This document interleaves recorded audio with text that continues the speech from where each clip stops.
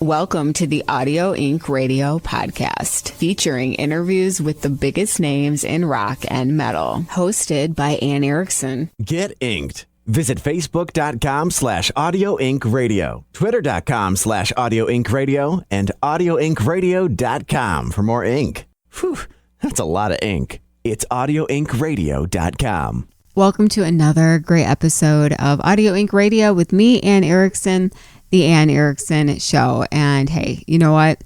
You know I love metal. I love metal. I mean, what's not to love about the metal genre? You know that I make music in my own band, Upon Wings, metal-ish music, I guess you could say. And then when you think about the history of metal and new metal, NU-metal, not NEW metal, but when you think about that history and you think about bands that really were just at the genesis of that late 90s, early 2000s kind of heavy metal, new metal era, one band that comes to mind is Kittie.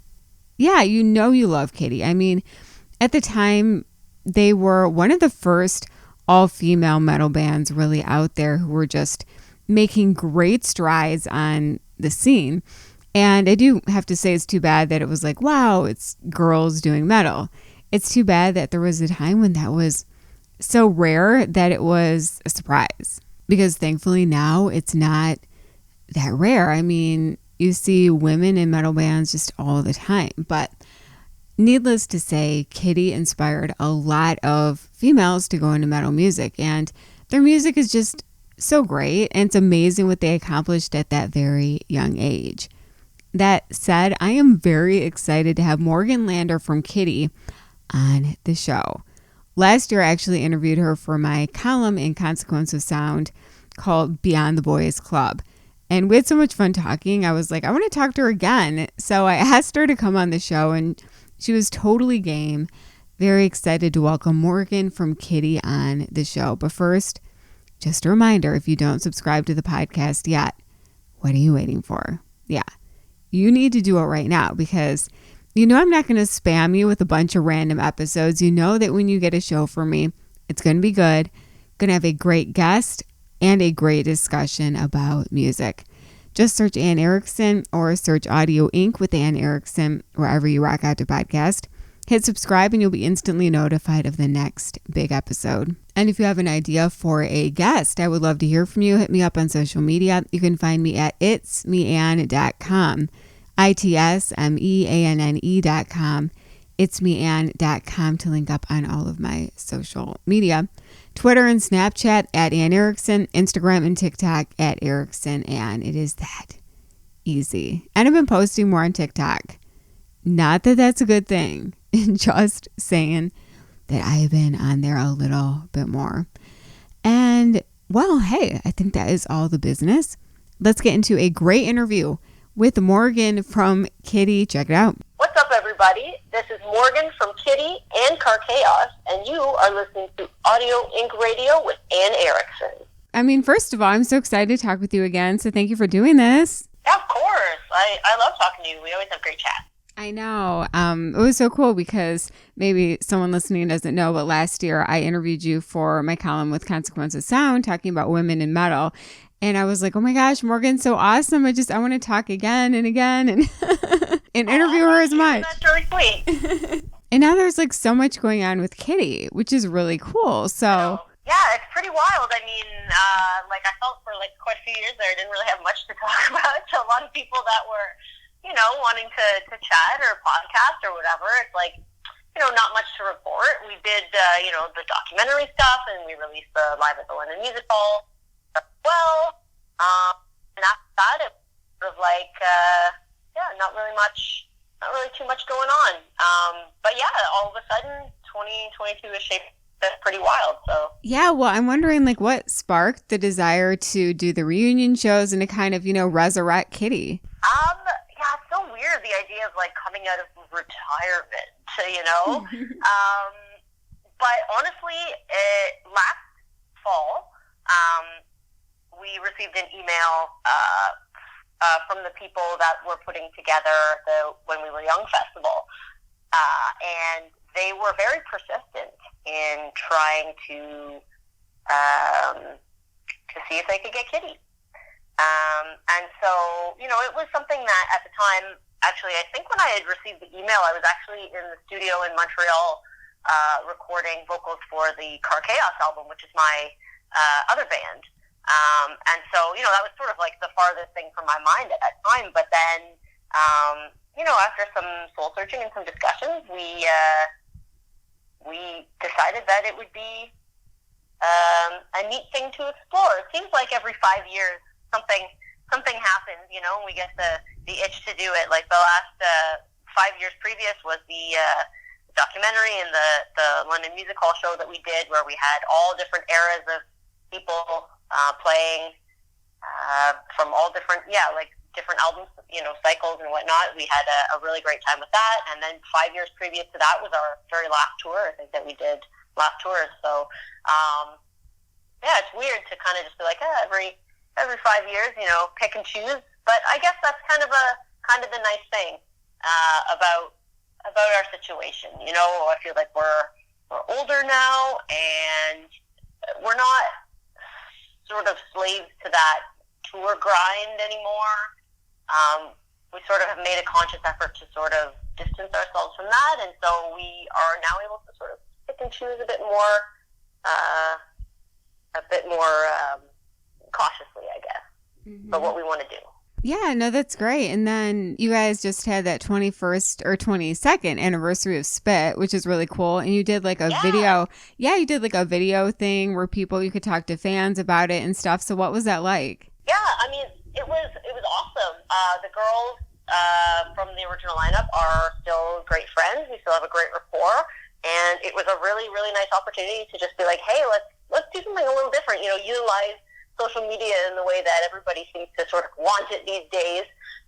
It's something that we hadn't really done before, and I thought it turned out really, really well. A lot of people were excited, and really it was just a casual chat. The four of us, Tanya and Fallon and Mercedes and I, just sort of talking about our experiences with writing and recording the album, and just laughing about some of the situations that we were in and the experiences that we had so long ago. And it's sometimes it's really nice to be able to do that and still have great chemistry with people. So. Yeah, I know. And I think the fans really liked it. Everyone was like, oh my gosh, because it's been a while since we've seen everyone. And so I thought that was really cool. What do you most remember about that era, like when Spit came out? Oh, my bad hair and bad clothes. So it wouldn't certainly be my choices now. Honestly, back when, things were so innocent back then, in 1999, right before Spit came out in 2000. Well, actually, Spit had two whole different release dates, which is kind of weird. So there are two different versions of Spit. Originally, it was supposed to come out, I think, in like November of 1999. And then we ended up pulling that, and Tanya had left the band right before. So then we decided to hold off and then re-release it in January of 2000. It was January 11th. And we had to, in the meantime, find a new bass player, which was Selena. So I remember it being very hectic, but also very, we were just so young and naive. We didn't really know what was to come. It was all very exciting, and we were very young and kind of just eager to see what was going to happen. But I don't think we really had that many, that big of expectations. I think the plan was sort of to just put the album out and, maybe do a couple tours, and that was it. And it ended up sort of taking on this life of its own. But yeah, I remember being pretty bewildered by a lot of the stuff that happened after the album was released. Leading up to it, it just felt like, oh, this is a really cool experience, and we just all sort of, had to go with the flow with it. There wasn't really much time after the album was released to sort of really reflect on the impact that the album was having and the things that it was sort of doing out in the greater world. We were sort of just stuck in the eye of the storm, where it's a little bit calm compared to what's going on around us. And I kind of feel like by the time Ozfest rolled around that year, it felt more real because like Ozfest was such a big festival, and you got more FaceTime with people and with fans, and so to me that sort of made it feel more real, you know? Yeah, I know for sure because, you know, you're like making a record and it's you guys kind of, you know, all alone and, you know, a lot of people are going to hear it and then it comes out on the radio and it's like, oh, it's out there. But until you see the people physically, like all these people probably like jamming and singing your songs, like it's not really that real. Yeah. And like, you know, up until that point we were just doing just you know, theater and shed type shows. Like we were on a few tours before. We were on tour with Slipknot. We did the U.S. tour with them and then also a European tour. And then we did a tour of Seven Dust. And then a few little headlining things and whatnot. But it was never like that magnitude. Like Ozfest took things to like another level. Like a lot of those shows were like, you know, 20,000, 30,000 people type thing. And like, so then you could really, really feel the energy and the impact.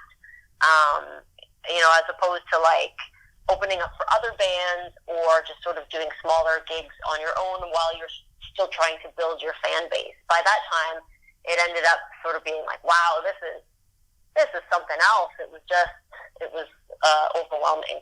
And what would you say is the biggest difference that you see in the music industry now versus like back then during that Spit era? Because obviously like it's so different. Yeah, well, I don't know. Am I still in the industry? Yes, totally. You're in like a million bands and I don't know. Like, I mean, I haven't, like, looked at a contract for a long time or anything like that, but, like, I mean, there are definitely some differences, I think, with how labels are handling things these days as opposed to how they were handled back then. I think, I like to sort of think that when we were signed and things were sort of happening, we kind of caught the, like, tail end of, like, the good old days where there seemed like there was this endless amounts of money and, you know, lots of bands that we toured with and were around, like, you know, had like videos that were like, you know, cost like hundreds of thousands of dollars, and now it's like, you know, a lot of things, budgets are more scaled down, and I think it has made things like making great videos, you know, more accessible, that type of thing. But with that obviously comes like an incredible amount of debt as well, and I don't know that those types of things are as prevalent now. You know, bands with like hundreds of thousands or millions of dollars in debt that will never be paid off, which is kind of unfortunately our situation. But yeah, I think the industry now, it seems like there's a lot more connectivity. So I think, you know, fans can connect and be, you know, have their heroes or, you know, or favorite bands be a little bit more accessible. So that's definitely different. I feel like things, I mean, from my perspective, they feel more do-it-yourself. They feel more like the band is more hands-on, as opposed to the label sort of doing everything, you know, while the band just, like, drags themselves on stage, that type of thing. And maybe that's just my personal experience, but I do feel like, you know, I've you know, had a lot more say in some of the things that I, you know, like in terms of, like, promotion and, like, you know, setting up deals and things like that. Maybe I'm just old. I don't know. No, I mean, I totally agree, though, because obviously independent artists, they make their own videos and stuff. But even artists on labels, I mean, those days are gone where it's like, oh, we're going to drop hundreds of thousands of dollars on a music video. I mean, that would be ludicrous today. Absolutely. And like, I remember that type of thing happening. I remember, you know, budgets for videos being hundreds of thousands of dollars when sometimes now bands, that's not even like an entire album cycle budget. You know what I mean? And but I think that because of that, like technology, the way that technology has advanced with both like recording and, you know, digital, the video aspect that we were just talking about, like it actually just made those things like cheaper and more accessible for bands. So it's like you can do great things on a budget. And you know, a lot of people are recording their own music now as well, just because, you know, a lot of technology and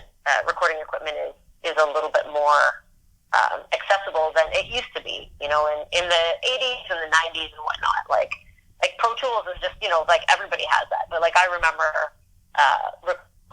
fit. It was like Pro Tools was like, it didn't even, like, it existed, but it wasn't used in the same way that it's used today. Like, we recorded everything on tape, and then they put it into Pro Tools type thing. It was like a big, like, oh, we've got this new program, we're going to try it, you know?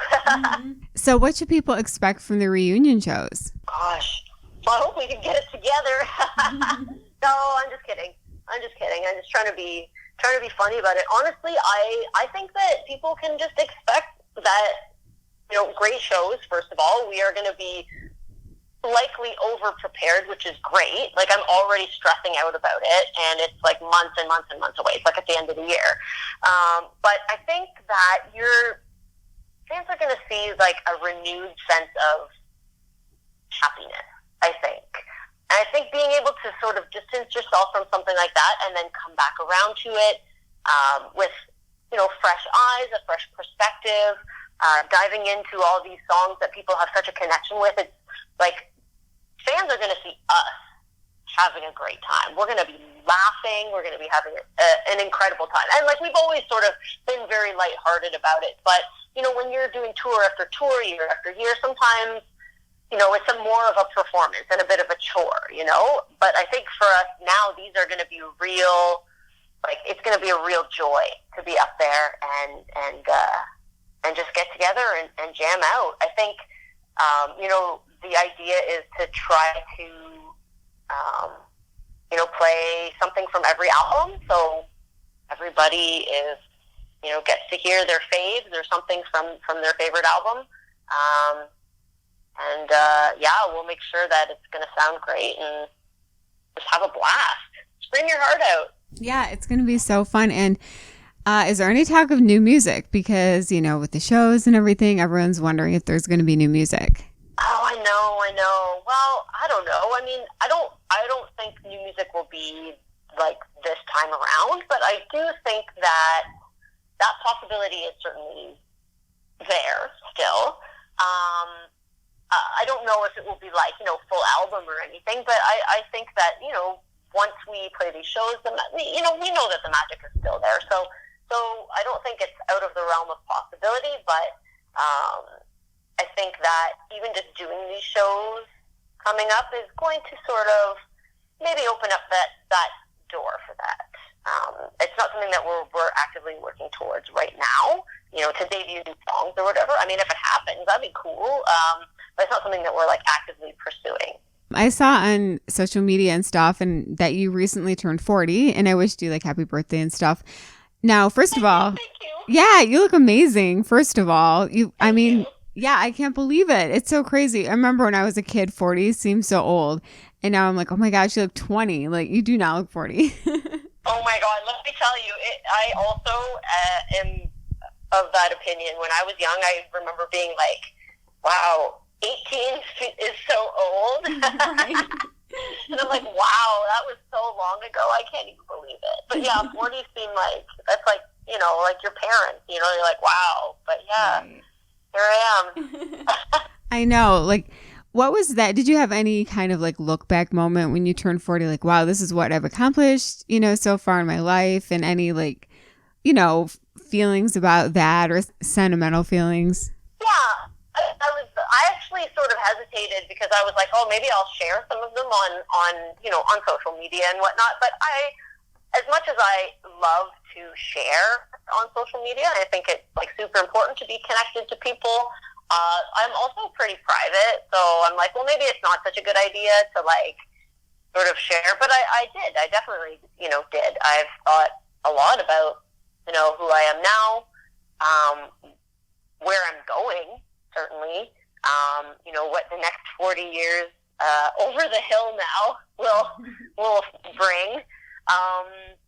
And yeah, just like, you know, thinking about the lessons of life and the things that I've experienced, you know, and my accomplishments as well, like accomplishments as well, not just like, you know, band stuff, but just, you know, being able to say, you know, that I have my house, you know, I'm a homeowner, that's great. You know, that, you know, I have, you know, great relationships in my life. All of these things, I think, are things to celebrate. You know, above and beyond the band stuff. You know, that's always a fun look back. But I do get to do that fairly often. Mm-hmm. So yeah, it's all about the personal reflection, I think, now. You know. I think it's how you're engaged too, right? Yeah. I've been engaged for a long time, but I think we'll probably do it soon. Just kind of like, you know, sometimes you gotta get your life together first, right? Right. Yeah, I know. Because it's like sometimes people go like right from engagement into the marriage, and I don't know, kind of quick. Oh yeah, we've been together for like 10 years, and it's like, well, it's like, you know, what's the rush, I guess. But right. Yeah, I mean, I guess eventually you gotta grow up or whatever, and yeah, I think that would be a fun adventure. Yeah. You know, Mercedes got married a couple of years ago, and that was a really fun thing, and like she's doing great. So tell me about your other musical projects, because I know you have a lot going on. Well, I don't know. I guess the last that we spoke, I don't know, had the We Are Pigs song been released at that point? Do you remember? It had not. No. So. Oh, okay. So yeah, like I've been doing a little like dabbling with like, you know, guest vocal stuff and whatnot, and that was a big one.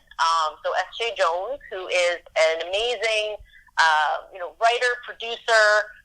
She's worked with all kinds of bands. She has a project that's sort of like a new metal throwback called We Are Pigs, and she had reached out to me to ask me to do a vocal on the song that she was working on. And I kind of sat on it for like a little bit, but I listened to the demos that she'd sent, and I was like, you know what? I think this is really, really awesome. I think I'm just going to sort of go for it. And so I just literally recorded. I don't have great recording equipment here. It's terrible. So I just recorded the vocals myself and sent them to her. And you know, what you hear is the final product. It was a really, really fun collaboration. S.J. is super talented. She's so driven, and I think it's really cool that she thought of me. She thought of Kittie. I think like I was super honored to be a part of that. And people love the song. It is a very new metal kind of throwback thing, but I think that's like it's all kind of coming back around again, right? Oh, it totally is. Yeah, sort of it initiate is. that. Yeah, then me, I suppose, and us, and we both sang on the song together. It was so much fun. It was really cool to do. And I guess I still have Car Chaos stuff coming too, which, you know, I guess we've talked about that before. And then you have a really fun podcast, which I wish you guys would adopt me for like one episode, because I'm like, you're so fun to listen to and watch. And it's just like, it's like a big party. It's so fun. So tell me about that. Oh, man. Well, the Witch Finger Horror Podcast is the podcast that myself and two of my friends, Megan and Yasmina, we do. We basically just like get together and have drinks, and we watch really awful or great, depending on your opinion, 80s horror movies, and we do a little research and just sort of, you know, give people, you know, trivia and just laugh a lot and drink and just talk about these wild movies that sort of, you know, changed our lives when we were growing up and really influenced us. And the pandemic, unfortunately, kind of put a little bit of a slowdown on that for us. And we sort of have, you know, tried to get back together as much as possible. But Megan works in healthcare, so that's hard, you know, to sort of, you know, be in person a lot, just, you know, because their job requires her to be as healthy as she possibly can be. And, you know, COVID is still sort of looming, unfortunately. So, but yeah, we're hoping to sort of get back into the swing of things soon. And yeah, we have such a blast. Like, just like get wasted with your friends and laugh at bad movies. Like, it's just like the perfect Saturday night, right? Yeah, no, it really is. Now, how long have you guys known each other? Well, we've been doing the podcast since 2016, I think. So it's been quite a while, but I've known Yasmina and Megan for years and years. Yasmina's been a friend of mine since like high school, so she's like a sister to me, and I've known Megan for at least 10 years as well. So like we go way, way back. We've been friends for a very, very long time. So what is your favorite horror film? Oh gosh, that's a big question. It's a really big question. I don't know. Usually, like right off the top of my head, Return of the Living Dead always comes up. Just because that's one that I did watch a lot when I was quite young, and it left an indelible mark on my psyche, I think. But there are so many; it's hard to pick just one. But I'll say Return of the Living Dead for now, because I think that's a good one. It's up there for sure. No, that is good. When I was a kid, I think I saw the Return of the Living Dead 2, or maybe Night of the Living Dead 2. Like, it was a cheesier one. It was like an 80s one, if you know what I mean. But I remember, yeah. Well, the second one the second one is pretty cheesy, of Return of the Living Dead. The Night of the Living Dead remake that they did in 1990 is also excellent, but like not in like a cheesy way. Mm-hmm. Like the Return of the Living Dead ones are like cheesy and campy. And it's kind of funny, but that one was serious. Yeah. I remember as a kid just like loving that second one, but it's because I was just a kid, and so it was like funny, and I thought I was watching a horror movie, but it wasn't really a horror movie. So totally, yeah, like the special effects and the gore and all that stuff were there, but the zombies, but the way that it's written and how he's acting in Return of the Living Dead is all I don't know. Maybe the 80s were just at different times. And, all of us that grew up watching that kind of stuff are just, like, more immune to it or whatever. But to me, I thought it was I don't want to say it was kid-friendly, but, it definitely wasn't something that, like, my parents were like, oh, you can't watch that or whatever. Because there was some funny stuff in it. So. Yeah, no, definitely. And, Kittie, you guys obviously were one of the first bands with, like, women doing metal music and that sort of thing. So I'm wondering, like, how does it feel today when you look around? Do you feel like there are a lot more, women out there making that music than when Kittie was around? Well, I think it's amazing. I think that representation, of course, is super important. And I think now more than ever, there are more amazing women in bands playing instruments and representing that aspect of things, and singing and bringing like extreme vocals to the forefront as well, now more than ever. And I really, really love that. And I kind of wish that there was more of that for us to see back when we first got started. But I think, we gravitated towards the women that were, kind of in that scene, the new metal type scene or whatever, back in the day. But now it's like, wow, there's so many incredible vocalists that are fronting bands, and amazing women playing instruments in bands, and it's just like I love to see it, and I hope that it continues, because I feel like the more that women are represented in metal, the less stigma there will be around it. Mm-hmm. I think maybe one day that there will be complete equality with that.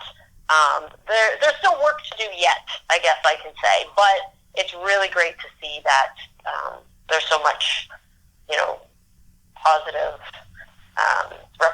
going on with. Is there anything else? Yeah, no, that's great. Is there anything else you want to add?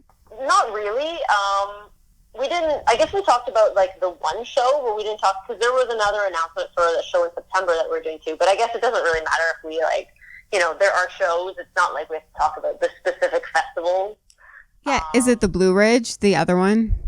Yeah. Yeah. So are there going to be more? Are there going to be more than 2? That'd be cool.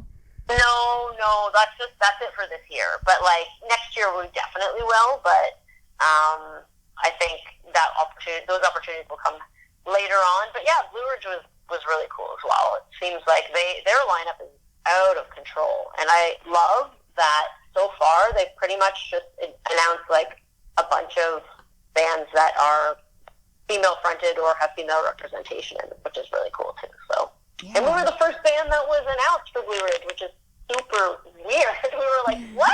The very first band, and people were losing it. So that would be a fun one too.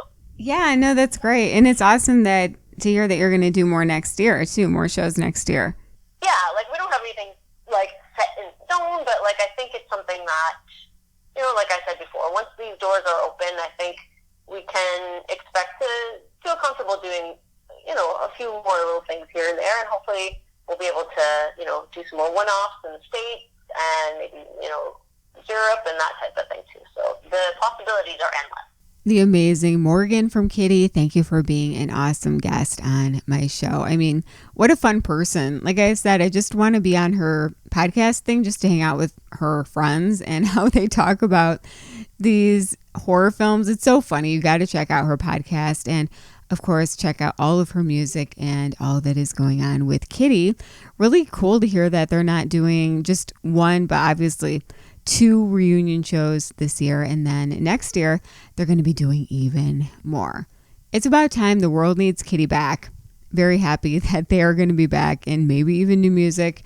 She did not close the door on that opportunity. So fingers crossed that it happens.